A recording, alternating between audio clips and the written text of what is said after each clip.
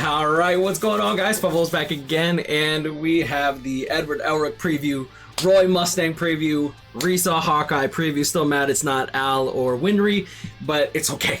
Either way, I do like Riza. I know a lot. I'm gonna get a lot of shit for saying I didn't want Riza, but it's just Al. Really, come on, Al or Winry. Though I think that Riza Hawkeye's actress, the VA. I'm pretty sure that she already has a character in Epic 7, so I think that they just got her to come back, and because of that, they decided to license Riza instead. So I think that might be why. Roy Mustangs, I think his Seiyu is actually the same as Kairon's. I might be wrong on that. Epic 7 Seiyu. I believe, I know that he's in there. I'm just trying to remember exactly who he was in here. Ah, there he is. Dang it, where?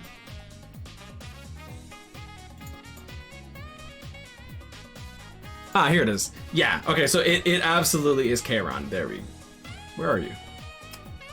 Ah, here it is. Roy Mustang, Sir Night-Eye, Kisuke Urahara, and for those that don't know, Toshiro's voice actress actually plays this as Edward Elric as well. So let's start off with Riza, and because I'm excited for probably Roy the most, I'm gonna look for him last. Okay, that's a bit loud, I'm not gonna lie. Let me lower this a little bit. Why is the next one? Oh, Ice Cold Joker. Okay, I do like it.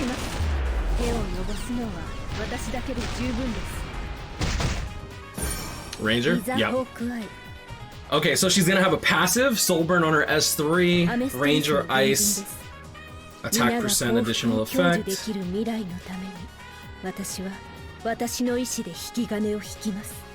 Riza Hawkeye is a first lieutenant of the Mestrian military. As Roy Mustang's adjutant, she can always be found standing by his side. Due to her exceptional skill with firearms, her cool demeanor, and her willingness to point out others' mistakes, bro, I love her face. She inspires trust and a little bit of fear in those around her. Riza Hawkeye is a 5-star Ice Elemental Ranger. She has high effectiveness and can increase her critical hit chance through imprint concentration. I like that. Skill 2, Devoted Support. When the foremost ally is attacked by a single attack, it decreases damage received by up to 30%. When more than one damage reduction effect is granted, only the strongest effect is applied. When the foremost ally's health is 50% or lower after being attacked, dispels all debuffs from the foremost ally and the caster, and grants Hawk's Eye to the caster for 2 turns.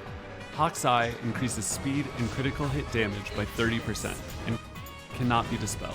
Dispelling debuffs and Hawk's Eye's effects can only be activated once every 3 turns.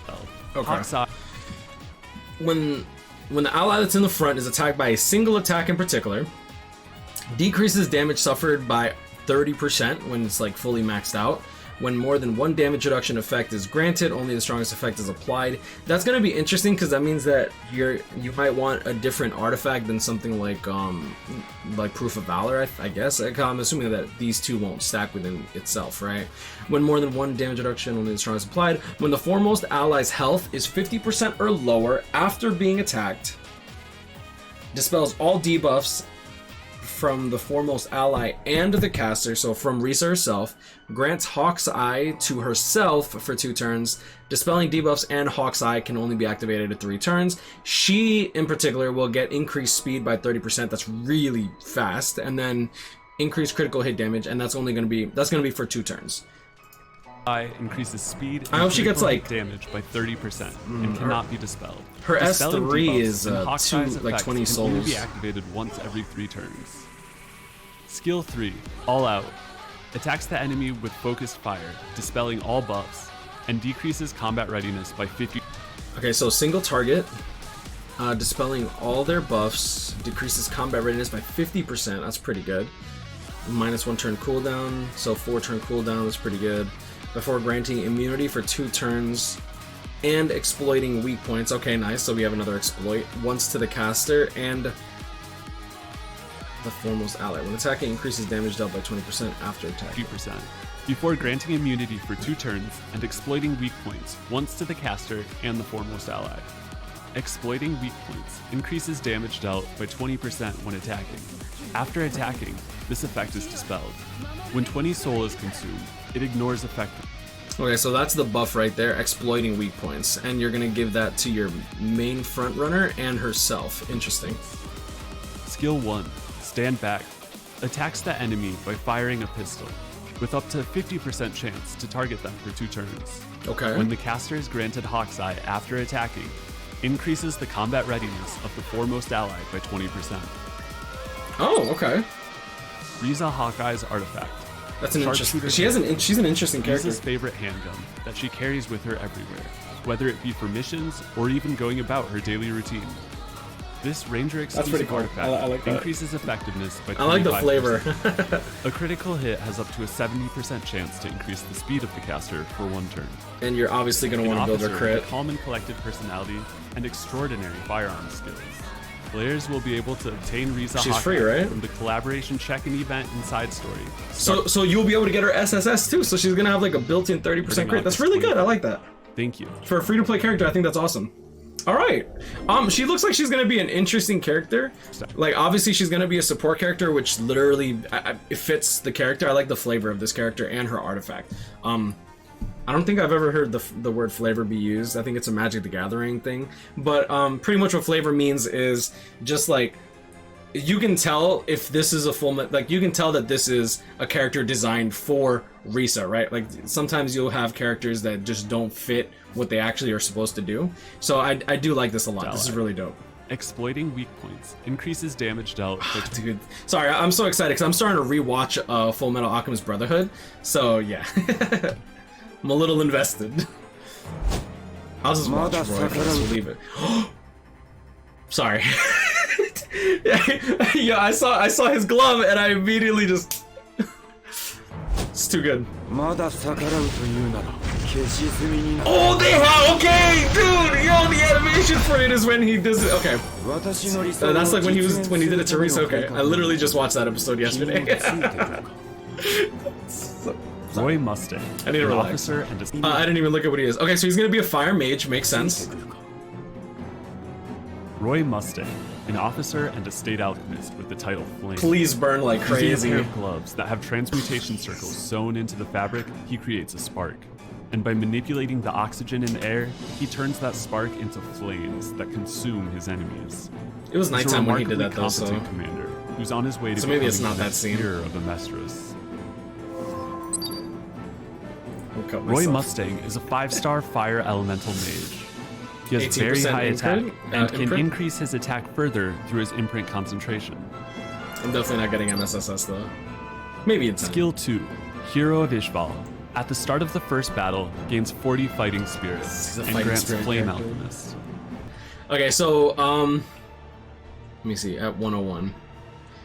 Okay, so that's gonna be his passive. Alright, so at the start of the first battle, so they specifically labeled that for adventure, I suppose. Gains 40 fighting spirit and grants Flame Alchemist. Damage suffered in one attack does not exceed 70% of max health, so that's pretty much just going to keep him alive. That's good. So he starts off with Flame Alchemist, increases hit chance and attack by 20%. Really good for dealing with violets and maybe Mirsa, pretty much anything that has to do with dodge. RIP Remnant Violet. Cannot be dispelled unless attacked by an ice elemental enemy. Oh, that's interesting. Damage suffered in one attack does. Oh, that's so. Okay, that's flavorful because this when he gets wet. Yeah. Okay. Okay, Collab, I get it. Flame Alchemist is a unique buff that increases hit chance and attack by 20%. Flame Alchemist cannot be dispelled unless attacked by an ice elemental enemy. Skill 3, Scorching Heat. Hold on. I'm gonna rewind it. Sorry, I'm rewinding so much. Okay, so that's so cool, and it has the little the emblem, the sigil. That's unless dope. Attacked by an ice elemental enemy. That's flavorful. I like Skill it. 3, Scorching Heat. After increasing attack of the caster for 2 turns, attacks all enemies with a consecutive barrage of flames and grants Flame Alchemist to the caster. When there are 3 or fewer enemies, damage dealt increases with fewer enemies. So like a Charles. Skill 1, Ignite. Attacks the enemy with flames and increases combat readiness of the caster by 15%. So let me actually look at this. Okay, so after increasing attack of the caster for 2 turns. Oh, so he's going to increase his attack before he does his AoE. That's really good. And grants Flame Alchemist to the caster, so he still gets it. Interesting. So does he keep his Flame Alchemist until he gets hit by an ice unit? That's actually really dope. When there are 3 or fewer enemies, damage dealt increases with fewer enemies. Okay, so it's literally just pretty basic, just... Oh, this goes with consumes 80 fighting spirit. I wonder if people are going to build him with like a counter the caster for 2 turns. This is attacks interesting. All enemies with a consecutive barrage of flames and grants Flame Alchemist to the caster. So what is this? What does his when S1 give him? How many damage dealt increases with fewer How much fighting enemies. spirit do you get from his S1? 20? Skill 1, Ignite. 30? Okay. Attacks the enemy with flames and increases combat readiness. So he's going to need to attack 15%. twice? When used on the caster's turn, if the caster is granted Flame Alchemist, activates Heat Wave instead of Ignite. Okay. Heat Wave attacks the enemy with a huge flame and increases the combat readiness of the caster by 30%. Oh, shit. Okay. Attacks the enemy with the flames and increases combat readiness of the caster by 15% when used on the caster's turn. If he still has Flame Alchemist on, so if he didn't get hit by an ice unit, activates Heat Wave instead of Ignite. Heat Wave attacks the enemy with a huge flame instead of just flames and increases combat readiness by 30%, penetrates the target's defense by 50%. This skill does not trigger a dual attack. Interesting. And increases combat readiness of the caster by 30%. That is interesting. I like this. Acquires 1 soul, acquire 30 fighting spirit. So he starts off with 40, and he's gonna get 30 fighting spirit on his first attack. So he's gonna need to attack twice in order to actually do his S3, because he needs 80 fighting spirit for that. That's kind of interesting to that, because his soul burn, even if you soul burn, you won't be able to soul burn 20 souls into his S3. He's just gonna have his Flame Alchemist, and you're gonna have to do Heat Wave twice. But increasing your combat readiness by 30% is pretty good. Penetrates the target's defense. I'd like to see the magnification of this Penetrates attack. the target's defense by 50%, and the skill does not trigger a dual attack. When 20 soul is consumed, grants an extra I'm turn. so excited. What is your artifact? Roy Mustang's artifact. Okay. Ignition Cloth Gloves. More hit Gloves that have chance. transmutation circles sewn into the fabric. Combined with Roy's proficiency in oxygen manipulation alchemy, the gloves allow him to ignite huge flames. This mage-exclusive artifact increases hit chance by up to 20% and attack by up to 14%. So it's kind of like a symbol of Flame unity. Alchemist. Players will be able to meet Roy But you won't be able to Mustang max in a this limited out for summon free. starting September 1st. Thank September 1st. Okay. Dang, that's in 2 weeks though. I mean, this banner's supposed to come out next week. So it's like, I'm guessing that obviously Edward is going to come out. Yeah, Edward is going to come out first. For some reason, I got confused with what do you call it. All right, so let's check out Edward Elric. I'm liking Roy Mustang. I think he's really dope. All right. Hey, they got Al in there.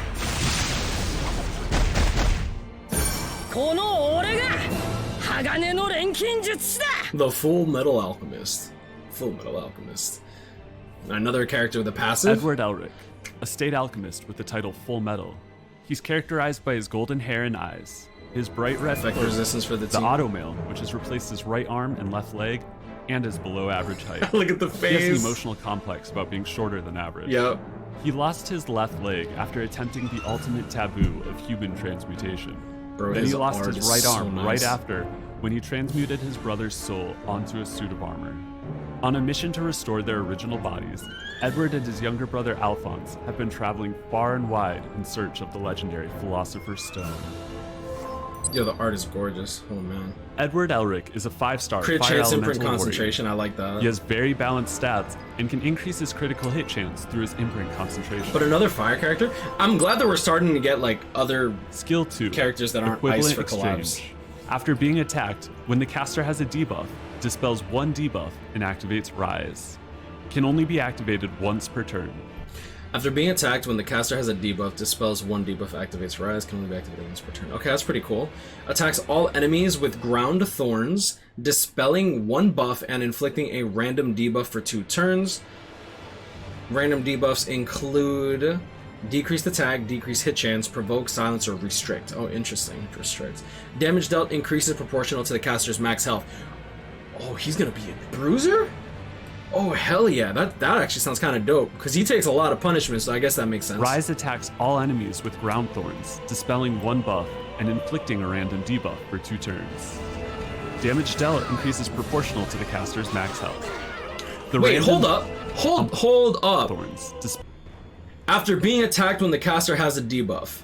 So if they inflict a debuff on him, it still triggers. Okay, I thought that he needed the debuff before he gets attacked. Look at this. He does not have a debuff here. Okay, that's good to know. Proportional to I like the that. caster's max health.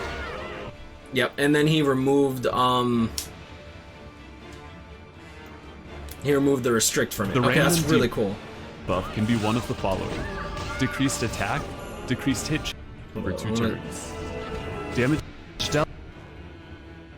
Yeah, equivalent exchange triggered. Yeah, he did get inflicted with restrict. I just want to make 100% sure. Increases proportional to the caster's max health. The random debuff can be one of the following: decreased attack, decreased hit chance, provoke, silence, or restrict. Skill 3. I'll show you our difference. Nice, attacks the the enemy spear together with Alphonse and increases the combat readiness of the caster by 50%. When the enemy is not an elite or boss monster, damage sharing effects are ignored. Damage dealt increases proportional to the caster's max health. Damage dealt increases every time this skill is used, and can stack up to 3 times. When 10 soul is consumed, skill cooldown is decreased by 2 turns. I like that. 10 souls only? Skill Okay. 1, I'll take you on. Attacks the enemy with a transmuted blade and grants a barrier to the caster for 1 turn. Damage dealt and barrier strength increase proportional to the caster's max health. I like that. So we got another fire bruiser. Edward That's awesome. Elric's artifact, Fullmetal's Automail. Of course. The artificial arm and leg that Winry created for Edward. This warrior exclusive artifact so you get more increases crit critical chance. hit chance by 10%. After an extra attack, increases critical hit damage by up to 8% and speed by up to 8%. Stacks up to 4 times. The Fullmetal Alchemist. He's going to be able to meet Edward He's interesting though, because he's fire. Starting August 25th. And that's interesting because I feel like the biggest nuisances right now are going to be like Para and Ran. I mean, Para is kind of countered by DJ Bassar, but she's still annoying if you don't have DJ Bassar. But like Ran's annoying as hell. So I'm interested to see how this all plays out. But I mean, I guess he is built tanky, so he should be able to tank Rans. I'm very interested. Thank you. Either way, I think that this is going to be hella fun. I'm going to be looking very much forward to this. Also, I'm actually listening to this audiobook. It's actually over here. Rich Dad, Poor Dad by Dr. Fruit. Well, it's not by Dr. Fruit, but they uploaded it, so I recommend it. I'm currently a quarter of the way in. I'm actually technically I'm 2 hours in, but I'm rewinding it so I can properly mentally process it. But I'm gonna leave it at that. You guys grind. I'll catch up in, but stay blessed. Thank you guys so much for joining me on this video. I know I don't upload that much on this channel anymore. I've just been busy, and my emulator was actually screwed up, so I wasn't able to actually I don't think I still have the recording, which is unfortunate. Let me see. Yeah, I think I deleted it, unfortunately. Yeah, like when I recorded my summons for Sylvan Sage Vivian, I had to pity her, so it was like 50 summons, but like my whole screen was red. It was like a red screen, blue stacks. Like it looked like this. So I'm like, I can't put out a video like this, bro. So it took me a while to get that fixed, but yeah. Stay blessed, y'all. Thank you guys so much for joining me. I appreciate y'all. I'll see y'all next one. Peace.